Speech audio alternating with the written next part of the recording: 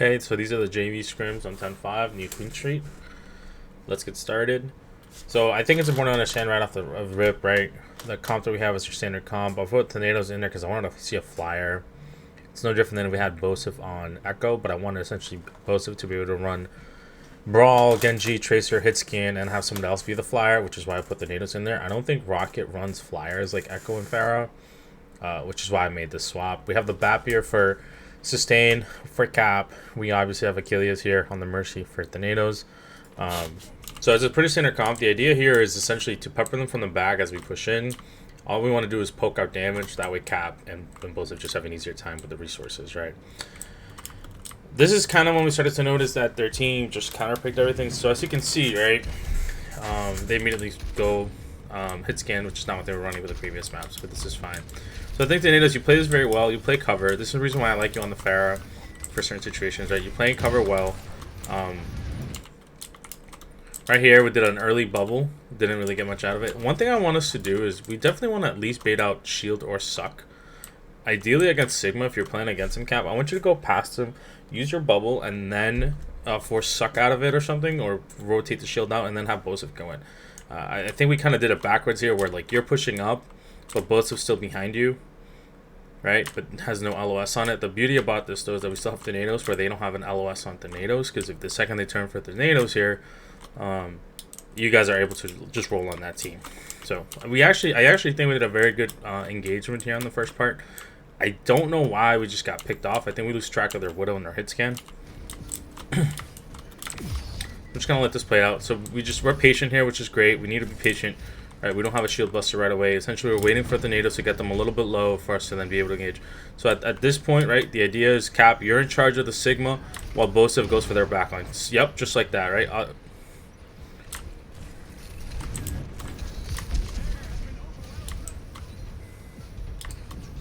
So right here, we just need to be more aggressive, right? Let's not worry about the payload. So this is the thing, like, let's not worry about this payload right now. We should really be fully pressing their team. Once we're able to get the final picks here, then we can worry about the payload on the end. As right now, the payload does not have priority because their main tank is still up.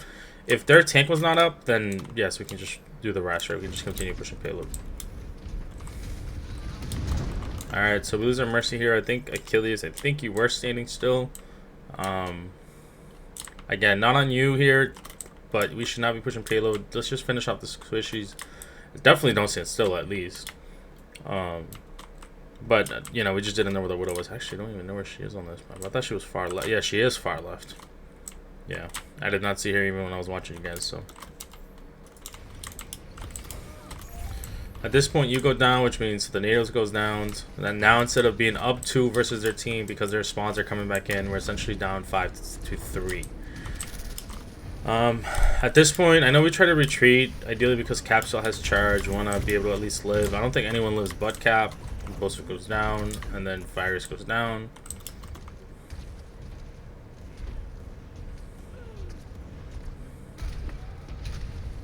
It's a good move off the map.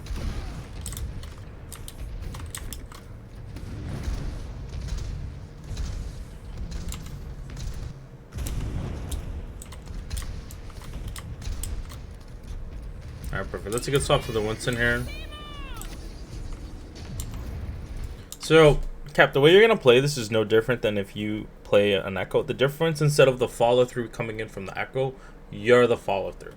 So when you're playing with a Pharah, what you want to do is, tornadoes is going to tell you who's low, and that's who you're going to jump to finish them off. Because usually the Echo is the one who jumps in to finish them off once you've gotten them low. When it's an Echo, with the Pharah, it's the other way around. So once the tornado scouts and is able to put damage, then you want to go in as Winston, right? That's how we want to play against this. So that's a good exchange. Unfortunately, we lose Bosif, right? I think Bosif's going to be forced to make a swap here.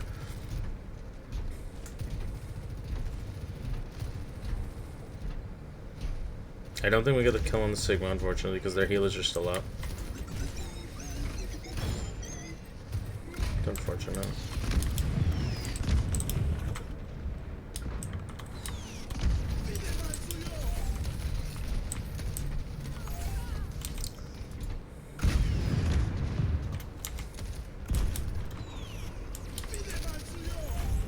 Ah, that is unlucky. He body blocked you.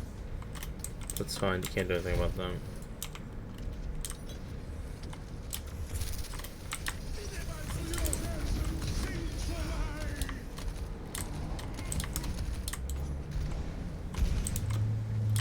Alright, this doesn't change anything. Both if you're still going in. Cap, you guys are still going in. You got to be careful though, because now you have a BAP. Ideally, what we'd want here, by the way, is once we make the swap to the Winston, we would have to swap this to the Ana, ideally, for the nanos. Because of the long range cap, I don't expect Varus to be able to hit you while you're diving. So, which means unless Achilles is next to you, heal you and the nados, it's going to be really hard for you guys to be able to sustain on this. That's the only adjustment that we're going to make once we swap off of a standard comp and go dive. I've gone over this before in other videos. We have to make that swap to the Ana just because it's the only way we're going to have LOS. And then it really does become a stress on you, Varus, right? If you're able to stay alive. If for some reason you're not able to sustain or stay alive because they're pushing you once they see that you swap over to the Ana, that means you're going to be forced to swap over to the Kiriko instead. So that's a great play. I'm okay with you guys just immediately solo ult in their Sojourn. I'm okay with plays like that. Fair ult, right? I don't expect you to get max value all the time, but value like that I'm okay with. It's kind of like Genji Blades. They either hit or they don't.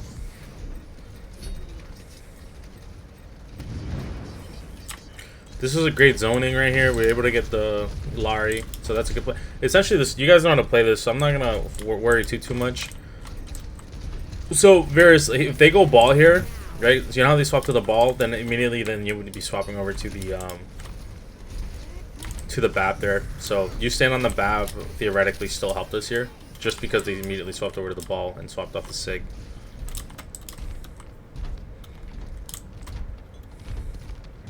The reason why we want the Ana, right, is because essentially your windows here, there's not going to be a lot of follow through them, other than maybe you, and maybe if Thanatos is able to get like a rocket in there. Alright, ideally Thanatos is going to be playing on the ground. That's the only situation that we have with that combo. So this is great. I like that you guys are pushing in, right? And this is what I mean, right? Like, as you said, right, if you were Ana here, it'd be a struggle for you to stay alive. I'm glad that you're on BAP, you're able to sustain. And then push in with the team. One thing is that we did split up here, so you guys have to be aware, and the backline you guys have to let them know, like, hey, ball's back here, let us deal with it. You guys don't have no healers. I need my supports to tell my team if there are no healers or no LOS. Please. It's very important for your tank and DPS to know, hey, I don't have LOS. Hey, we're being pushed. No LOS. So this is the crucial moment, right? Because ideally we want to take the lead here and fully take control of this map and then push it all the way forward. Right, we know that they have ults and they know we have ults. We should be able to roll through here without a problem. Again, I want us to be as aggressive as possible, right? So that means Varus, believe it or not, if you just window right here, it'll allow them to immediately back off. We need to secure this lead immediately, so that's one way you can play it. Obviously, right now, Cap is going in. I think the call here was to do a bubble blade with a Mercy Valk. Let's see if that's what really happened. Unfortunate deflect there. Good window. So that was the only moment here that Varus, like, and I tell you guys, I kind of yelled at you guys after this, especially you, Achilles, too. If you're gonna res, there's no way your Mercy just dies here. So let's go back. Yeah, you have your cooldowns. Like, this is just bad communication, and this is what stresses me out when I rewatch this, right? Like, you're a support player. Your Mercy's next to you. Your Mercy just died, and you have self-healing, and you have Lamp, but you're so worried about DPSing that you let your Mercy die, and then we don't get the res off to take the lead because no one's on payload anymore. Look where bot is.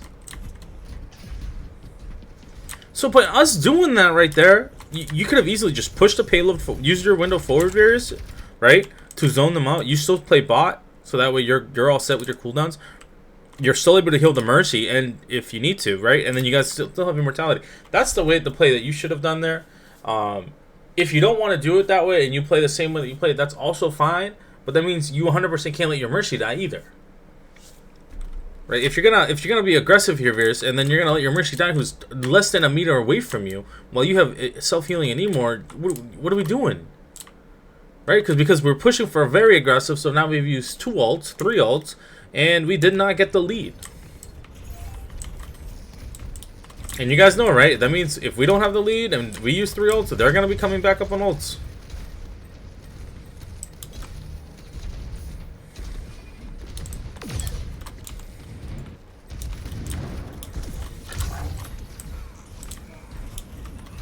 Yeah, this is when they went to swap to the Bastion. It's fine. Yeah, so that's the unfortunate situation. These are the crucial moments in our games where if you look at what we did, all we needed to do was play bot for, I think, something. So it's 1 more meter or 2 more meters, and we get that lead. And because we tunnel vision and cared more about picks other than communicating what the objective is, which is to push the bot, making sure our team's healed up right here, and then engaging on the back end. If we had just done all those 3 things as a team, we immediately take the lead. If not, we don't. And we essentially just used 5 ults with the lead on the progress, with momentum, and we got nothing out of it. And I think that's what hurts most in this map and in this game when I was watching. It's we had all the abilities, all the potential here to just roll this team, and we just didn't. It's all about communication. I will say this. You guys have to understand what your objective is. Cap, I'm going to be honest here. You keep doing this. Your supports are not back yet. Cap, you're a tank. You should always be, hey, are we back? If you're tunnel visioning like this, that's bad. And I'm going to be honest with you, I don't care about the lead. What did I tell you, right? In the other video that I think it was in the JV VODs, I told you, if you have a BAP, they're always going to solo window you. That's exactly what they did. They don't care about anyone else. If they can solo window the tank, they will. It's great value. Guaranteed kill that you don't have a tank. Cool. We'll take that all day. And now their team just gets to follow up on the rest of your team because there's no backup and support. So now they get the lead on the next contest.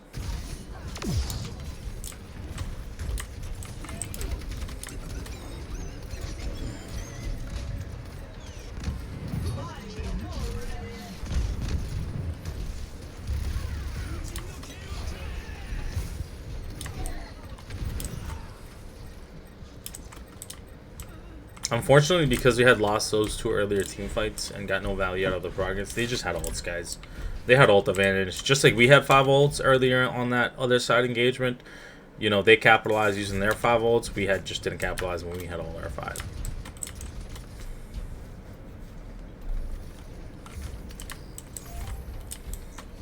Then guys, I'm okay with the sim pick, to be honest with you. But if we're gonna make the swap here, you can just, instead of going sim, I would prefer that you go Bastion. Right, unless you know that you're going to be timing your bubbles with Cap perfectly. I don't think we have that synergy yet with the sim to get that max value, right? But with the Bastion, at least you're able to sustain a little bit better.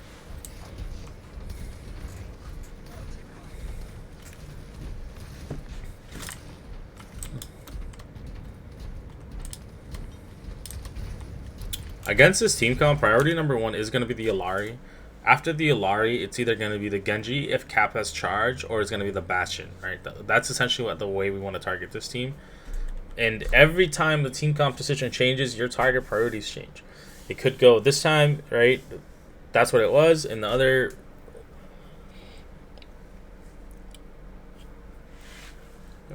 In the other team comp, it could have been somebody else. It could have been the Sigma. It could have been... you know, the Kiriko, whoever they're running. But in this specific one, we want to take out the Illari because it's just the easiest target, especially with Cap and Bosa with the natives. You guys can easily just go over there and essentially bully that Illari. Even with Immortality coming out, it shouldn't be a problem. Once we bait Bastion turret mode, of course. That's a great deflect, by the way. Always reminds me of why we have to nerf Genji. Great rush, aggressive rush. And by the way, Verse, this is what I mean. Like, when you see blood in the water, right? Like, that's when we want to be aggressive. We don't want to be on the back foot. Like, that, you know, that's a great rush. We push in. Ideally, you want to just use the rush this way. I understand why you use it laterally, but next time you can literally just turn the corner, press rush, and then hide. Take cover. Okay? That's the only adjustment I would make here. Because now look where the rush is, but where we have to essentially push into. Right? I think we're able to essentially get through here without a problem. But in other situations... that could be a problem. Say, let's say if they counter rushes or if they counter windowed. Good thing they didn't have window there online, but if they had window online and they popped that window, as long as we have rush on that hallway right here on this strip, we're fine. If the rush ends here and now you're asking Cap to go in there with a window staring at him with a Bastion, that's gonna be a risky play. So again, it goes back again, right? And you guys, I'm not even knocking on anyone here, but this is the truth. We had 4 ults online. We lose Bosif immediately. So now we immediately have to retreat. We gotta buy time, right? We're down to the last team fight. So ideally what we want to do here is the second Bosif comes back, we pull a horizontal window through their team, right? That's what we want to do the second Bosif is back. We are not going to be able to wait for so long. So they get behind us, right? Which it's unfortunate. We weren't able to hear them. We were able to catch it off guard. So we lose your window here at the Natos. It is what it is. We lost it, right? So now we're at 28 seconds. Unfortunately, the best thing that we're going to get now is for us to either kite here as a team and then re-engage on the back end, or essentially, Cap, you're going to have to ult these guys with Bosif. That's the only way this is going to work. And, you know, because you guys can't go back into that corner. So we use the kite, right, which is fine, but we have to start ulting. We have to start ulting. We're taking too long. We have to get at least 1 or 2. Remember, we're still down 1. All right, now we're down 2. And this is what I mean. We're taking so long to ult, right? If we use 2 ults there to take out 2 of them, whether it's the Bastion and the Bab, or whether it's the Illari and the Genji, we take out 2 with the Grav, right? Which is fine for me. If we take 2 of them out, we're able to bring this fight to an even number. But because we're trying to group them up all together, we're trying to make a perfect combo. Unfortunately, there's no such thing. Everything that you do is not always going to be perfect. Situations change. You know, fight planning changes, right? This guy's very low. You're being shot at from the back. I don't think Cap notices this, right? Where's my rest of the team? We're down at Kiriko. Where's Bosif? Yeah, look. Bosif is fighting demons over here. Right? He loses, right? So now it's a 2v5. Unfortunately. Oh. And there's nothing we can do against that. And again, right? We died with 3 ults online. The reason why I want to say is I'd rather you guys risk it here with the Grav. And it's got to be instinct. You got to be like, this goes for the team. This goes for any player. You have to be able to analyze information in this game as fast as possible. And the faster you're able to analyze information, the faster you're able to come up with a decision. You have to say, shit, I just lost my sim. Shit, it's 5v4. Shit, we're down to 30 seconds.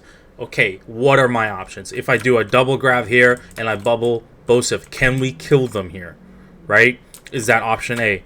Do I kite and then Grav here and get 2? That's option B. Alright? It has to be immediate. And then once you know those are your options, you have to say, you know what? I have to make a play. We have to make a play here. We're doing X. And then you pull the trigger. Because if we're waiting for the perfect opportunity to present itself, unfortunately, sometimes that does not happen.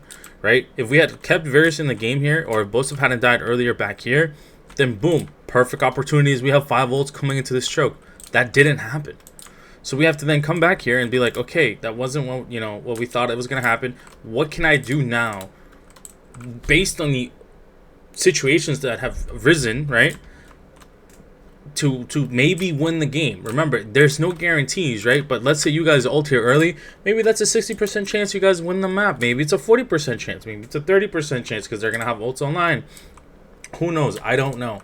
But one thing as a team I don't want to ever do is we hesitate and then die with 4 ults. Like, this kills me to watch. Cap, yes, you ulted, but you ulted when we were essentially 2-5. And what I say to that is on a team as a whole, we were too slow to react. That's all it was. We were too slow to react. So, unfortunately, that happened. Next time, and Cap, this is going to be on you. You have to start tracking BAP windows. BAP windows are tank killers, man. Every time there's a BAP in play, you should always be like, does BAP have window? You guys think BAP has window? And if people have been dying to BAP, you should know if he has window, right? So people have to track that up because once that window's coming out, and I tell you, it's very hard for you to sustain against that.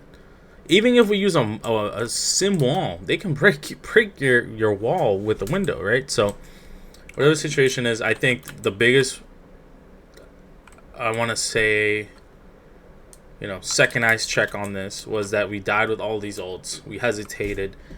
We were looking for a perfect opportunity, knowing very well that we just didn't have one, right? So if I told you, hey, listen, if you jump from here, there's a 30% chance you might break your leg. But if you don't jump, there's a 100% chance you're going to break your leg. What are you guys going to do? right? And I know it sounds crazy. Like, why would I'm just telling you that's just a probability. It's just a situation. Maybe a car is gonna fly and break your leg from above. I don't know, but if that's the situation, like, what are the choices that you as individuals are gonna make?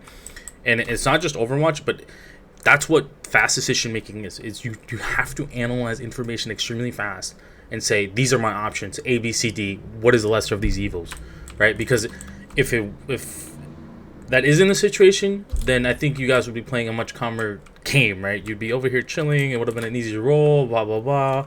All good, right? Didn't happen.